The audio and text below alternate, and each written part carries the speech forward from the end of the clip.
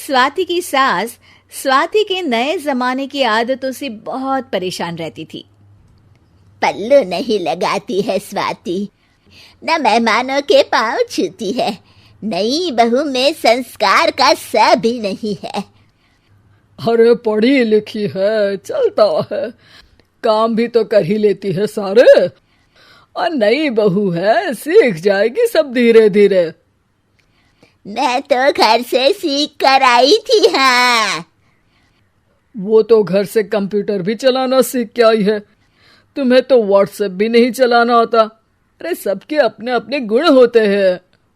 इतने में वहां नई बहू यानी कि स्वाति आ जाती है। माँ, मैं ग्रोसरी खरीदने जाती हूँ, ठीक है? अकेले? अब मतलब कोई दिक्कत है? मतलब चली जाओ जहाँ जाना है तो, पर जल्दी आ जाना। और साड़ी पहन के जाओ ना, ये जींस वगैरह क्यों पहन कर जा रही हो? स्वाति इस रोक टोक से नाराज होकर सोचती है कि पेरेंट्स की बातों में आकर अगर वो कॉम्प्रोमाइज करके अरेंज्ड मैरिज ना करती तो शायद उसे ये सब नहीं सुनना पड़ता। वो अपने पति से इस बारे में बात करती है। देखिए, मुझे ऐसी बाउंड्रीज में रहना अच्छा नहीं लगता। अरे ओपन माइंडेड होना चाहिए। ज्यादा पढ़े लिखे होना, जमाने के साथ चलना कोई गलती थोड़ी ना है। अब देखो, मेरा परिवार बहुत ट्रेडिशनल तरीकों से चलता है और हम छोटे हैं उम्र में, हमें उनकी बातों की कदर करनी चाहिए ना।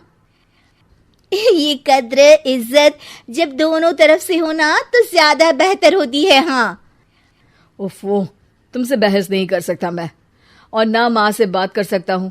जैसा चल रहा है चलने देते हैं। चल नहीं रहा, चल रही है बस तुम्हारी मम्मी की मर्जी मेरे ऊपर। दरवाजे के बाहर खड़े ससुर जी सारी बात सुन लेते हैं।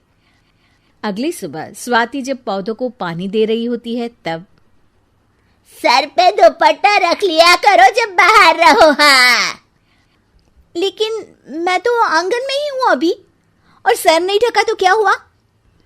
अरे बिना दुपट्टे के 4 लोग देखेंगे तो 4 तरह की बातें करेंगे।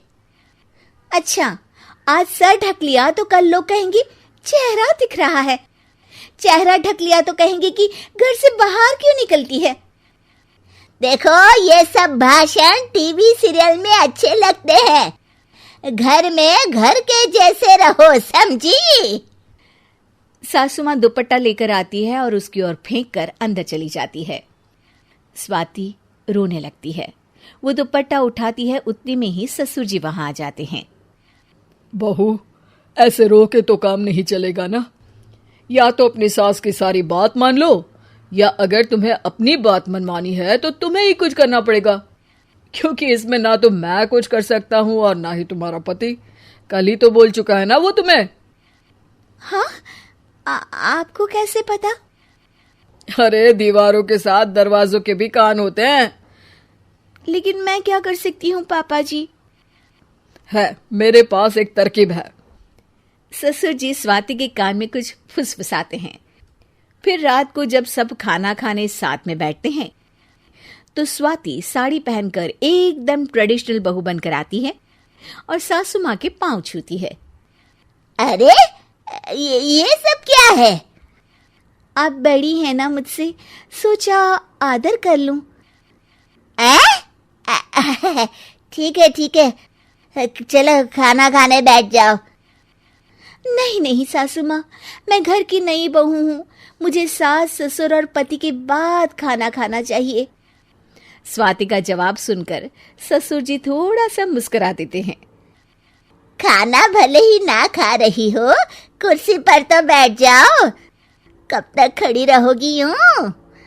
आप लोग बड़े हैं, मैं आपके बराबरी में कैसे बैठ सकती हूँ? अरे ये सब करके तुम्हें क्या दिखाना है? मैं तुम पर अत्याचार करती हूँ क्या? अरे नहीं नहीं, मैं तो तैयारी कर रही हूँ सासू माँ। कैसी तैयारी स्वाति? जल्द ही नौकरी करने जाने वाली हूँ मैं, वहां भी किसी की सुननी ही पड़ेगी, गुलामी जैसा माहौल तो रहेगा ही, तो आदत डाल रही हूँ। सासू माँ अच्छे से बंदिशों में रहने की प्रैक्टिस करवा देंगी मुझे। तुम्हें पता भी है कि क्या बक रही हो तुम? हाँ हाँ, मैं सब सही कह रही हूँ सासू माँ। यहाँ गुलाम जैसे रह रही हूँ मैं, वैसे ही नौकरी के टाइम वहां भी रह लूंगी, और कम से कम वहां उस बात के अच्छे खासे पैसे तो मिलेंगे। अरे मैं तो ये सब इसलिए कहती हूँ ताकि 4 लोग 4 बातें ना करे तुम्हारे बारे में। सासू माँ, बाहर के 4 लोग क्या कहते हैं, इससे ज्यादा जरूरी होता है कि घर के 4 लोग आपस में कितनी खुशी से रहते हैं। स्वाति का गुस्सा अब आंसुओं में बदल जाता है। वो मुड़ के रोने लगती है। सास कुर्सी से खड़ी होकर अपनी प्लेट उठा के स्वाति के पास जाकर उसके कंधे पर हाथ रखती है। खाना खा लो बेटा, इसके पहले कि हम लोग पूरा खाना खत्म कर दें। और जैसे तुम्हें रहना है ना, वैसे ही रहो बेटा, तुम्हारा ही तो घर है। रही बात 4 लोगों की, तो अब मैं समझ गई हूँ कि लोगों का तो काम ही है कहना। स्वाति रोते हुए सास को जोर से गले लगा लेती है। इस कहानी से हमें यही शिक्षा मिलती है कि ये जरूरी नहीं कि बाहर के 4 लोग क्या कहते हैं, जरूरी ये है कि घर के 4 लोग आपस में कितनी खुशी से रहते हैं।